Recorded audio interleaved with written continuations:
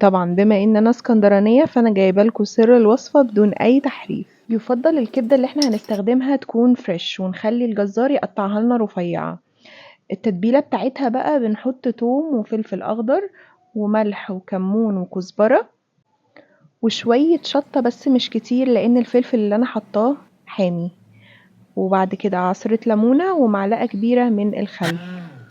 ضربتهم في الكبة وبعدين اخدت نص الخلطة دي وحطيتها على الكبدة، والنص التاني حطيتها على النار مع شوية زيت حلوين كده، وبعدين نزلت بالكبدة والزيت سخن.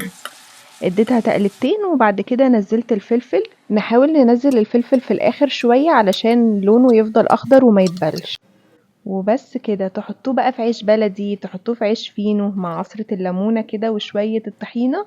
هتروحوا بقى بالسندوتش في حتة تانية خالص.